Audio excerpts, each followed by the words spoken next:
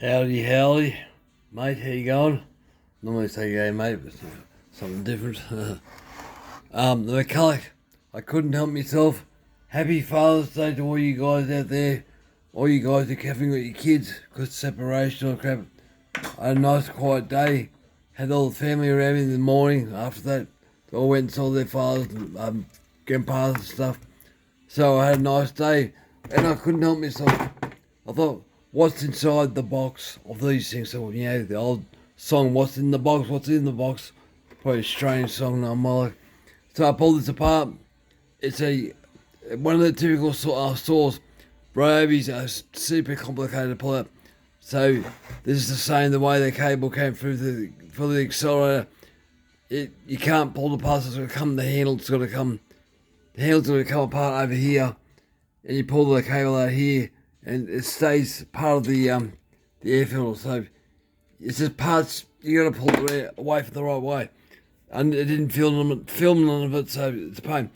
Like so far I like it. I just pulled off the coil.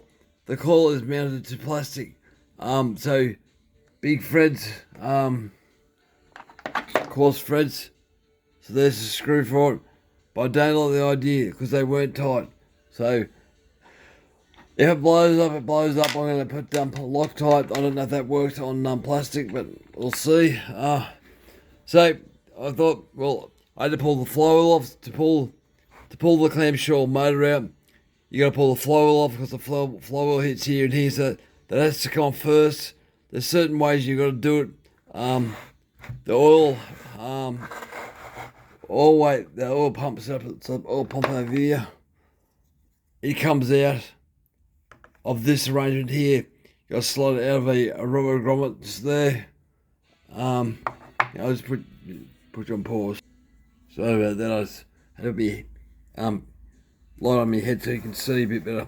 So there's a light. There's the oil pump goes into that part there. There's a grommet, which I hope it didn't break. I don't think it did.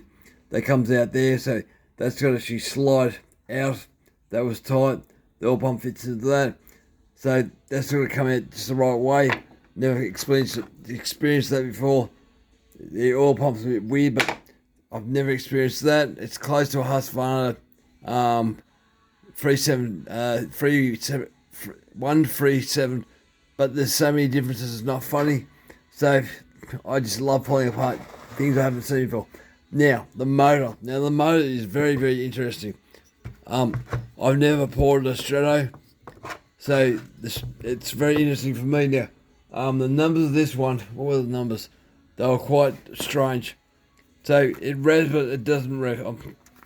So it was the exhaust was 112. The transfers were 130, I think. So 18 degrees below down. It's not much, but the intake was 67. So that's really weird. So I can go up just a bit. I can also go wider. There is so much metal on this part here. It's not funny.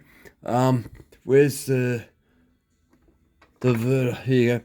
So this thing here weighs a lot. It's very heavy still. So that's where the fuel comes into the motor. That's the fresh air, but everything was covered in fuel. Now that's a gasket. So I'll have to show you guys how to make a chainsaw washing machine, or what I call it anyway. But to clean parts, I got so many jobs I got to finish. But I got to do the AF intake manifold chainsaw too. I've got parts of that now.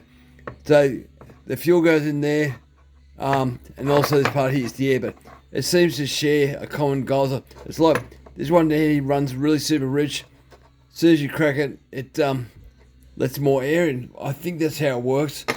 The carby is super thin, or it's not you go. So the ventura, the main part of the carby, is very, very small. So I was surprised. I'll do it. There's no air coming through that. So you see it that way. Hang on. I'll get this. Look how small that hole is. That is unbelievable. It needs a bigger carby. But this is what I do. I muck around, see how things can go. See if we can get more light in that. Hopefully that comes up. That's such strong. I'd say 10 mil. That's nothing. But this, it's given me the idea. It wants to run. Now, this is the part where I found it really weird. So, you ready for this? It's got crank stuffers and it's just weird. It's an open transfer chamber, but it's not. So, this saw, I've never come across one of these before. They have, is that side or that side? No, the side. These fit in like that. It's hard doing this one here. Maybe it's this one. I don't want to break them.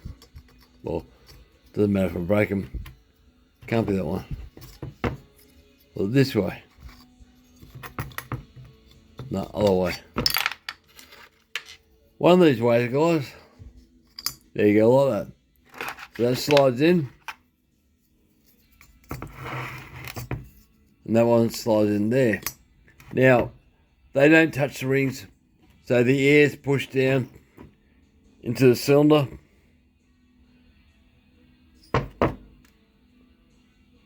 Hard to film this type of things.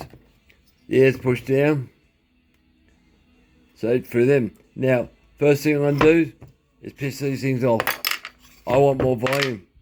Because that just doesn't work. I've got a few bits and pieces down the bottom. Down his steps and stuff, but I never saw them before. Might have to rethink that. I don't know, I haven't got the tool to get down there. But it's one of those weird things, like, I love finding these new different things. This one here. You know, I have to use it. Alright, I will, I'll have to use it. Wow. Alright, what I'll do then, there's lots and lots of metal on this side. I've got a burr that's about 100 mils long. I'll chew this out and nice and neatly. Open up the airflow. Yep, that's what I'll do. I'll have to put these back in. I don't really like the idea of that. But I will do that. I can't cut them off. That has to go in because otherwise the air trapped hitting them steps and it will make it slow. Now the exhaust is quite small, but I can make that wide. There's so much metal, it's not funny. That's why this thing, it weighs a goddamn whack. So I'll get that done. So I'll probably drop that to probably 105, 106, something like that. Because I want this to rev. It seems just a high rev with no load, but as soon as you give it a load, it dies. But that's because of the carby.